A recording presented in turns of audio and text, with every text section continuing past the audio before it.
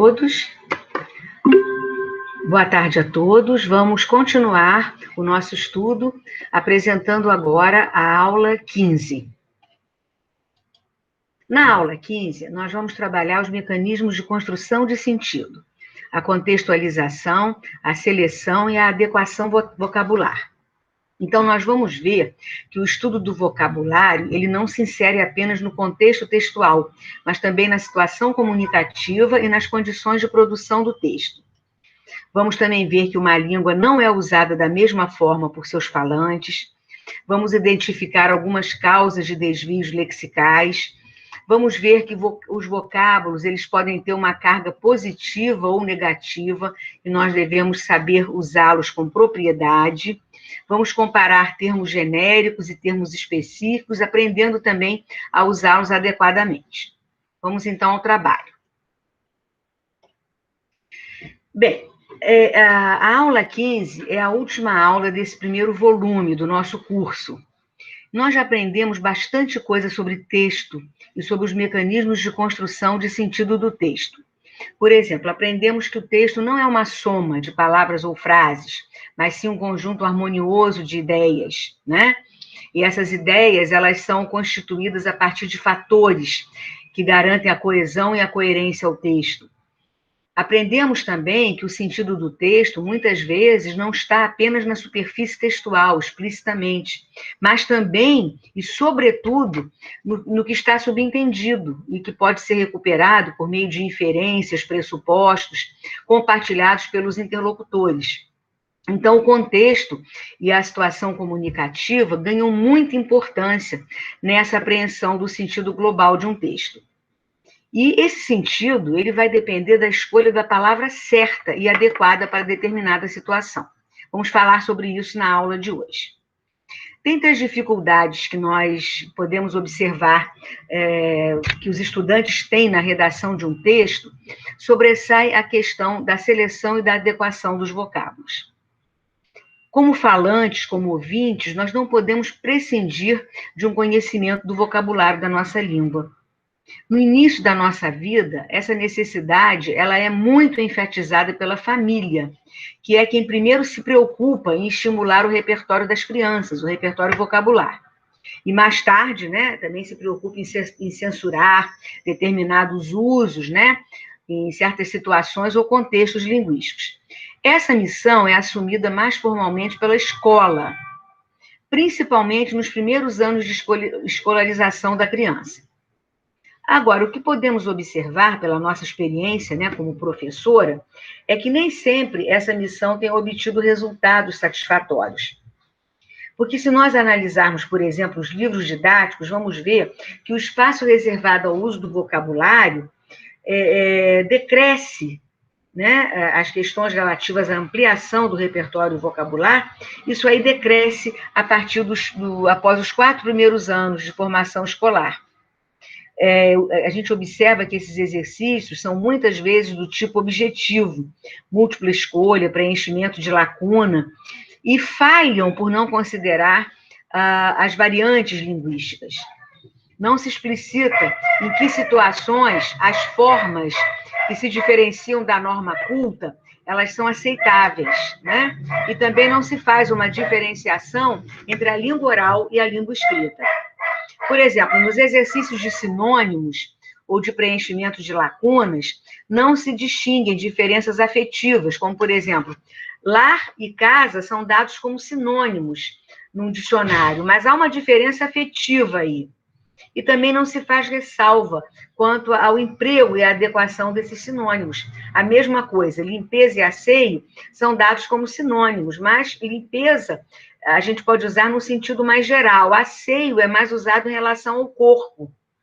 Embora essas palavras pertençam ao mesmo campo semântico, elas não são equivalentes. Aqui no box, vocês têm o conceito de campo semântico, né? Campo semântico são palavras diferentes que se relacionam por meio de uma ideia, de um significado, ou por meio de analogias estabelecidas entre essas palavras. Então, a noção de acerto ou de erro passou a ser algo fixo. Por exemplo, a gíria é sempre considerada como erro. Mas nós não podemos esquecer de que as palavras elas não podem ser simplesmente rotuladas de boas ou más. O vocabulário, ele não é um elemento estanque, ele se insere num contexto mais amplo, que é o contexto textual, e esse, por sua vez, se insere num contexto ainda mais abrangente, que é o da situação comunicativa, das condições de produção. E também não podemos esquecer que nenhuma língua é usada de modo uniforme por seus falantes. O uso varia de acordo com de época para época, de região para região, de classe social para classe social. E, olha, observemos só, nem mesmo um único falante, ele emprega a língua de maneira uniforme. Por exemplo, em situações de formalidade, ele se expressa de uma maneira, ele seleciona determinadas palavras. Já numa situação de informalidade, seleciona outros vocábulos, né? Então, podemos concluir, resumir, dizendo que uma das qualidades do bom usuário da língua é exatamente saber adequar a sua linguagem a cada situação de comunicação. E, principalmente, não afirmar que exista um padrão de língua superior a outro. Não existe isso, né? É a situação concreta de comunicação que vai determinar o uso adequado. A noção de certo ou errado também ela é descartada. A noção aqui é a noção de adequação. Então, com relação a isso, vamos lembrar daquele texto aí, Galera, que nós vimos lá na aula 3, uma crônica de Luiz Fernando Veríssimo. Ele constrói o humor que apresenta a linguagem de um jogador de futebol que não corresponde à imagem que normalmente se faz desse tipo de atleta. Para responder às perguntas do entrevistador, ele usa uma linguagem muito formal, que é inadequada, né, à expectativa que nós teríamos da linguagem do jogador de futebol. E também ele não levou em consideração o leitor, né, o leitor desse tipo de texto, que ele usa expressões que provavelmente não são conhecidas, né? Então, aqui nós temos um trechinho do texto, né, que vocês já leram lá na aula 3, né? E vocês veem, então, que a seleção vocabular do jogador não é adequada, né? Porque as pessoas não sabem, muitas pessoas não sabem o que é vaticinar, esférico, parcimônia e outras tantas palavras que ele usa no decorrer dessa entrevista. Isso é empregado intencionalmente por Veríssimo, exatamente para mobilizar esse humor na crônica que ele quer trazer para o leitor. Nós podemos, inclusive, também enfatizar, né, que quando nós falamos ou escrevemos, devemos selecionar adequadamente as palavras para não criar dificuldade para o nosso interlocutor, dificuldade de compreensão. E também é muito comum, às vezes, as pessoas usarem palavras rebuscadas para impressionar os outros, né? Isso não faz sentido também. Então, vamos ver aqui agora o estudo do vocabulário, a seleção vocabular. Muitas pessoas acham que falar difícil e empregar termos que desconhecem são estratégias que podem valorizar seu texto. Acabamos de falar que isso não funciona. Então, essas pessoas estão enganadas. Elas devem usar palavras adequadamente ao contexto em que essas palavras estão inseridas. Outro ponto que é necessário destacar na aula de hoje diz respeito à seleção e adequação vocabular nos textos com que nos defrontamos. Então, nesses textos, são frequentes trechos que pecam por essa seleção vocabular. É aquela palavra que destoa do conjunto em que está inserida, né? Isso aí vai corresponder ao que nós chamamos de desvios lexicais. Vamos ver agora causas desses desvios lexicais. Então, por exemplo, o desvio lexical ele pode ser motivado por haver elementos comuns entre o item que ocorre e o item que a gente esperava que fosse ocorrer. Então, por exemplo, há semas comuns entre o item ocorrente e o item esperado. Já vamos ver o que é sema. Vamos ver o exemplo aqui. Temos um irrisório conhecimento da violência. O termo irrisório é o que ocorre, é o item ocorrente. Ele tem em comum com o termo esperado, ou seja, o termo que nós deveríamos ter utilizado, que era insuficiente, temos o conhecimento insuficiente, o sema é mais pouco. Então, é um sema comum, tanto a irrisório quanto a insuficiente. Então, o que é um sema? Para explicar o que é um sema, nós vamos retomar o conceito de semema. Segundo o linguista francês chamado Bernard Potier, o semema é a substância do significado. e o sema corresponde a cada traço semântico que constitui o semema. Ficou um pouco abstrato? Vamos tentar, então, dar um exemplo concreto para facilitar para vocês. Então, semema é a substância do significado, é o significado total. Esse semema ele é composto de vários semas. Sema 1, sema 2, etc., até N. N quer dizer, a gente perde de vista. Então, vamos dar um exemplo concreto aqui para vocês entenderem o que é sema. Vamos comparar as palavras sofá, poltrona, cadeira e banco. Essas palavras, elas têm um semema em comum. O traço semântico comum aqui é lugar para se sentar, certo? O que vai diferenciá-las são os semas, ou seja, os traços distintivos, que entram na composição desses sememas. Então, por exemplo, sofá, ele tem assento, braços, pés, encosto e serve para mais de uma pessoa. Já a poltrona, ele tem assentos, braços e pés, encosto, e serve para apenas uma pessoa. Cadeira tem assento, pés, encosto e serve para apenas uma pessoa. E banco tem assento, pés e pode servir para apenas uma pessoa ou para várias pessoas.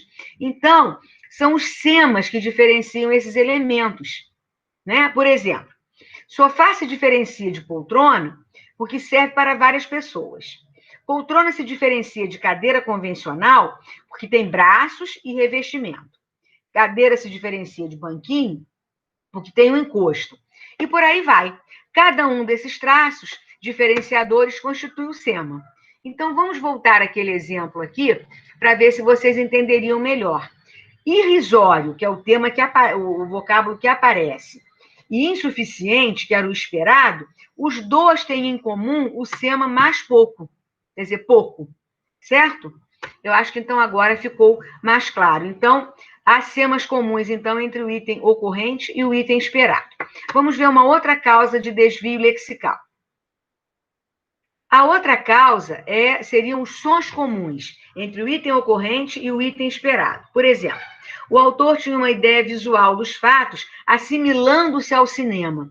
Assimilando-se, que é o item ocorrente, ele tem o som parecido com assemelhando-se. Então, daí o erro, né?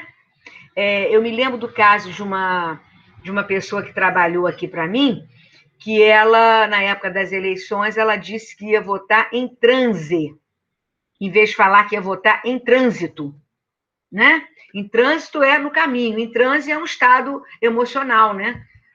Psíquico. Então, é essa questão dos sons parecidos. A gente acha engraçado, mas em determinados casos, mas é realmente essa questão da semelhança dos sons. Mais um exemplo. Sem a linguagem, o homem viveria leigo de tudo. Na verdade, o item ocorrente é leigo, quando o que se esperaria era alheio. Então, vocês reparem que tem sons parecidos. Essas ocorrências são muito comuns nas frequentes confusões no emprego de parônimos e homônimos, em que normalmente o sentido de uma forma nada tem a ver com o da outra. Vamos ver aqui no box o que é um parônimo e o que é um homônimo. O parônimo são palavras quase iguais, na forma e no som, mas elas não são exatamente iguais. É o caso de descrição e descrição, emigrante e imigrante, comprimento e cumprimento, tráfico e tráfego. Então, são palavras parecidas, mas não tem nada a ver uma com a outra. O homônimo são palavras que têm a mesma pronúncia ou grafia do outro, mas têm significados diferentes. Por exemplo, lima, fruta e serra. Canto, substantivo, canto da sala, e canto, verbo, não é? Então, isso também, às vezes, causa confusão na seleção vocabulária e na adequação. Agora, nós temos um exercício, uma atividade, em que vocês vão recordar o texto Tropeços, da aula 8, A Graça e a Lógica de Certos Enganos da Fala, de Ivan Ângelo. Nesse texto ocorrem vários desvios lexicais, né? Por exemplo, não adianta pintar, aqui tem muita humildade. O computador entrou em pânico. Mandou assustar um cheque. Alguém que mandou desbronquear o cheque, enfim. Então, há várias situações assim, né? Quarto e sala conjugal, extintores de incêndio, micro-leão dourado, água solitária. O exercício, então, vocês vão ter que substituir essas palavras inadequadas pela palavra adequada em cada situação desse trecho aqui, transcrever isso aqui colocando as palavras adequadas. Bem, no texto, o jornalista Ivan Ângelo justifica esses problemas de vocabulário afirmando que há palavras armadilhas para os ouvidos, né? Mesmo de pessoas mais humildes. Elas são captadas de uma forma, instalam-se no cérebro com o seu aparato de sons e sentidos, né? Essa questão dos sons parecidos, a que eu acabei de me referir, e elas aparecem, então, no meio de uma conversa, né? Qual é a causa, então, de todos esses desvios lexicais citados no texto? É a primeira causa que nós citamos lá ou é a segunda causa? Vocês vão responder e depois vocês, então, vão olhar a resposta comentada, ok? Bom, vamos adiante, então. Vamos falar agora dos sinônimos, né? Com relação às palavras sinônimas, convém lembrar que, na verdade, não existem sinônimos perfeitos. O uso, às vezes, consagra uma forma em determinada situação e rejeita outra. Então, sinônimos, assim, exatamente iguais, é muito difícil. Por exemplo, belo não é sinônimo de lindo. Há uma nuance de sentido aí que faz uma diferenciação, né? Nós que somos falantes nativos percebemos isso claramente. Como exemplo, vamos tomar as duas palavras preto e negro, que são dadas como sinônimos. E vamos ver essas situações aqui. O professor usou o quadro negro, gosto de feijão preto, comprei dólares no câmbio negro, a camisa do Flamengo é rubro-negra, gosto do preto no branco, tenho muitos amigos negros. Em um falante nativo, hesitaria no emprego de preto ou negro nas frases acima. Por exemplo, a frase 1, a gente nem tem mais quadro negro, né? É uma palavra composta, já cristalizada. Na verdade, os quadros agora são até verdes. E às vezes nem mais quadros assim, né? Porque já são aqueles quadros brancos em que a gente usa pilô. Mas, enfim, quadro negro ficou cristalizado. Agora, em 2 e 4, gosto de feijão preto e gosto a camisa do Flamengo é rubro-negra, aqui não há problema, porque a referência é a cor mesmo, né? O sentido de língua, o sentido literal. Já em 3 e 5, há uma conotação metafórica nesse uso do adjetivo, né?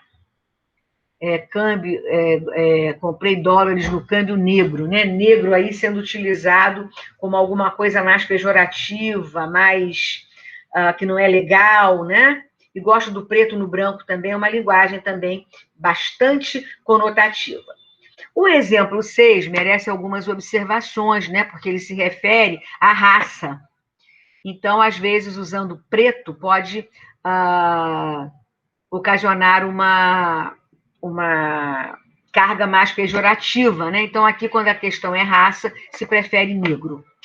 Então, vemos assim que a escolha do vocabulário, né, pode revelar uma atitude do falante em relação ao que ele enuncia. E, a partir daí, nós podemos falar em vocabulário negativo e positivo, né? Se emprego preto ou crioulo para me referir a uma pessoa, eu posso ser chamado de preconceituoso. Eu diria que seriam palavras mais negativas, né? Um vocabulário mais negativo. Vocês agora têm uma outra atividade aqui, vocês vão comparar as frases, né? E vocês vão ver onde é que eu tenho um vocabulário positivo ou neutro e onde eu tenho um vocabulário negativo, vocabulário pejorativo. Olhem só depois de responder, tá? Vocês já sabem. Vamos falar mais um pouquinho dos desvios lexicais. Nos desvios comumente observados, são frequentes fenômenos de troca, falta ou excesso de elementos. Então, vamos ver aqui. Nós vimos os exemplos todos que nós vimos anteriormente, aquela confusão de item recorrente, item ocorrente, item esperado, nós vemos que há troca, né? Por exemplo, a situação se diverge, em vez de se modifica. A linguagem é fundamental para estarmos em perfeita ciência, quando nós deveríamos dizer em perfeita consciência. Então, há troca de um termo por outro. Mas pode acontecer também de haver falta. A sobrevivência tem piorado. Ao ler essa frase, a gente vê que falta alguma coisa. Não é a sobrevivência, são as condições de sobrevivência. Então, é um desvio também. Assim como há falta, pode haver o excesso. O cenário é a grande cidade urbana. né? Se já é urbana, eu já sei que é cidade. A palavra cidade já traz em si o sentido de urbano, em oposição a rural. Aos casos de falta de elementos, podem também ocorrer fenômenos de construções incompletas, por exemplo, um verbo sem complemento. As pessoas com esses encontros começam a se alimentar naturalmente, passam a frequentar e a levar adeptos. Frequentar o quê? Então aí está incompleto, não é? Há uma lacuna aqui que precisa ser preenchida. Então devemos prestar atenção à escolha da palavra adequada, da palavra mais precisa, partindo do pressuposto de que, a princípio, não há uma palavra melhor do que a outra. Todas estão igualmente a nosso dispor, né, prontas para serem usadas, mas o uso deve se adequar às circunstâncias do ato de comunicação e à situação de comunicação. Por exemplo, um professor, ele não pode usar na sala de aula as mesmas palavras usadas por um feirante, porque a situação de comunicação aí é diferente, né? E nós vemos aí que, nesse caso, né, nessa situação, não é a pessoa em si, mas a imagem que nós temos dessa pessoa. Devemos considerar também o caso do jargão profissional, né? Jargão profissional são as gírias profissionais. Tem um box aqui explicando. É a linguagem própria de determinados grupos profissionais. Por exemplo, os médicos, eles às vezes usam palavras que o falante comum não conhece, né? Por exemplo, cefaleia em vez de dor de cabeça. Mas isso é um jargão profissional. Bem, agora vamos falar da questão dos termos específicos e das escolhas adequadas. Novamente, não é uma questão de erro, é uma questão de melhorar, né, o nosso texto, o nosso vocabulário. Por exemplo, no microscópio, pôde observar as asas do inseto. Vejam que o verbo observar aqui, ele é muito mais preciso que o verbo ver. Se eu falasse no microscópio, pôde ver. Então, o uso de ver não invalida o enunciado, mas se eu usar observar, que é um termo mais específico, o meu texto ganha em riqueza, em especificidade, né? Então, nós temos que ter muito cuidado para não incorrermos no erro de usar sempre palavras gerais, sobretudo quando essas palavras, elas recobrem uma falta de opção vocabular. Eu costumo chamar de palavra coringa, que serve para tapar buraco, como acontece, por exemplo, com a palavra coisa ou negócio. Então, a frequência dessas palavras em textos, ela parece ser justificada por uma falta de opção vocabular. O mesmo acontece com os verbos ter, fazer e pôr, que são usados às vezes quando não se consegue precisar o contexto em que aparecem e usar um vocábulo mais específico. Por exemplo, tinha um rapaz esperando na porta, né? A moça tinha horríveis dores de cabeça, poderia dizer aqui, sofria. A empregada fez o almoço, preparou, depois fez as camas, arrumou. Vocês reparem que é o mesmo verbo, não é? Quando eu poderia usar uma palavra mais específica. Não é questão de erro, é questão de precisar, né? Tornar o texto mais preciso para o interlocutor. Pôs seu dinheiro no banco, eu tenho um verbo para isso, depositou. Resolveu pôr a blusa branca, vestiu, não é? Nós temos verbos. Agora, isso não, aí vocês têm um exercício aqui em que vocês vão ter que trabalhar aqui com vocábulos mais específicos, certo? Bom, isso não quer dizer, né, que nós não possamos usar termos gerais. Vai haver situações em que os termos gerais é que serão os termos mais adequados. Tudo vai depender da situação linguística e do contexto. O que nós estamos querendo dizer aqui é quando a pessoa usa essas palavras coringa por por pobreza de vocabulário, né? É isso que nós estamos querendo dizer aqui. Mas essas palavras não são proibidas, né? Se eu usar coisa ou negócio premeditadamente e não como involuntariamente, né? Por falta de um vocábulo mais específico, aí sim é que seria inadequado, certo? Bem, agora vocês têm uma atividade final aqui, né? Inclusive usando a palavra coisa. Então, a palavra coisa assumiu tantos valores que cabem em quase todas as situações cotidianas, tem 1001 utilidades. Observe o enunciado seguinte, que se exagera no emprego do vocábulo coisa.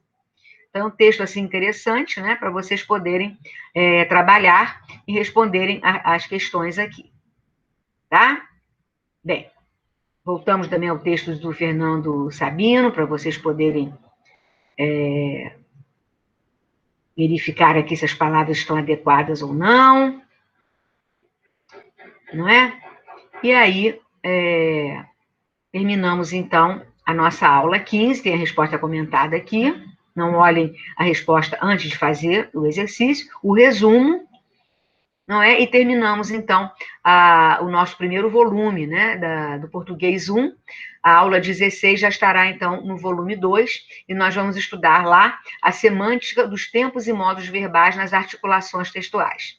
É um estudo muito interessante, porque nós vamos estudar exatamente o significado dos modos verbais, dos tempos verbais, coisa que não é muito praticado no nível médio, né? A gente, às vezes, estuda muito a gramática, a conjugação dos verbos e não a semântica dos verbos. Esse é o assunto da nossa próxima aula, a aula 16.